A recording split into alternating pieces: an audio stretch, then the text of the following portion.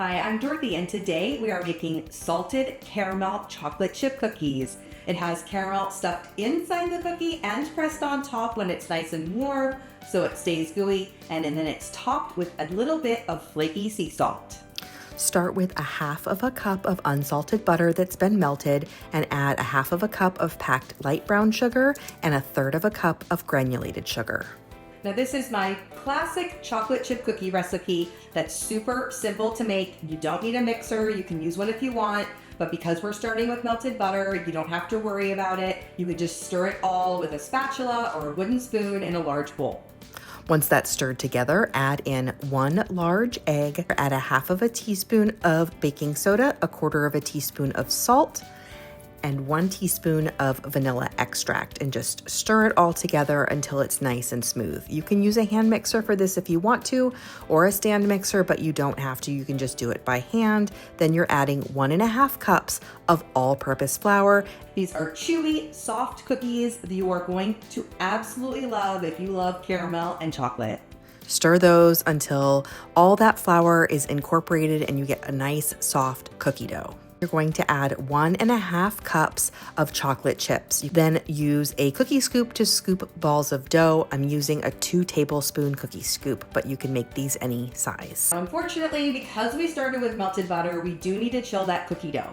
And we're going to chill it a little bit before we stuff it with caramel, because right now it's a little bit too loose to handle. Just pop those in the refrigerator on that cookie sheet for about 15 minutes. And while those are chilling enough to handle them, we're going to deal with the caramel.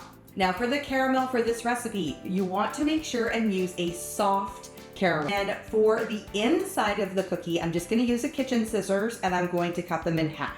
So you want one that's about this size, not too small, just kind of the perfect size for stuffing inside of a cookie. You want to unwrap them, of course. Can you believe that one time when I first started blogging, I made blossom cookies, and I had, of course, blossom cookies use Hershey Kisses, and I wrote unwrapped in the ingredients, and someone commented, "Why do you have to unwrap them?" Then we're going to stuff this inside our cookie. So take each cookie dough ball and stuff half of one of those caramels inside and roll it back together. You want to roll it up so the caramel is not showing at all. And then once you have all of those wrapped up in the cookie dough, then you're going to pop them back in the refrigerator to chill them for at least 30 minutes.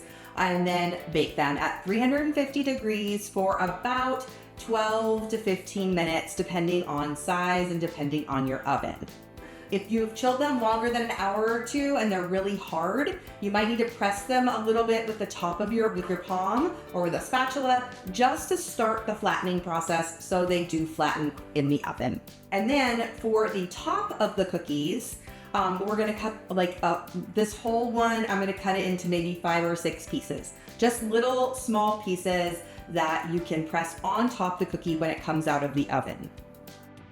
Once they come out of the oven, right away when they're hot, make sure your caramels are all prepped. You're gonna push about maybe 3 to 4, 2 to 3 to 4 pieces of little bits of caramel into those cookies on the top, and they're gonna just melt and then stay gooey.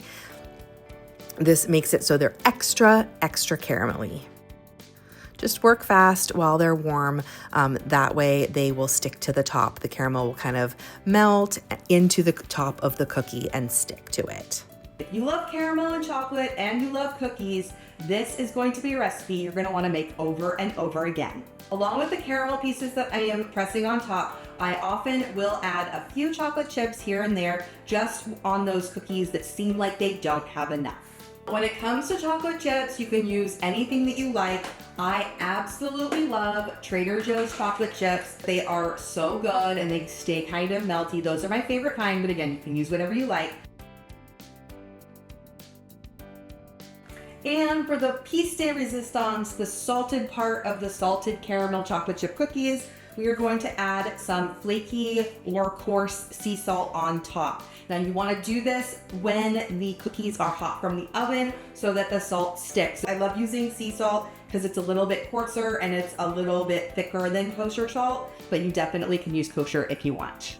These cookies are so delicious. You can see how perfect they are. They're the perfect thickness. They're soft, chewy around the edges with that caramel and those chocolate chips on top. Let's have a taste.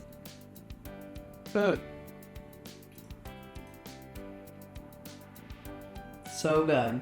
The brown sugar in that chocolate chip cookie, it's my favorite. I love that caramel on top, the salt and the chocolate and the caramel. It's such a great flavor combination. You're going to love them.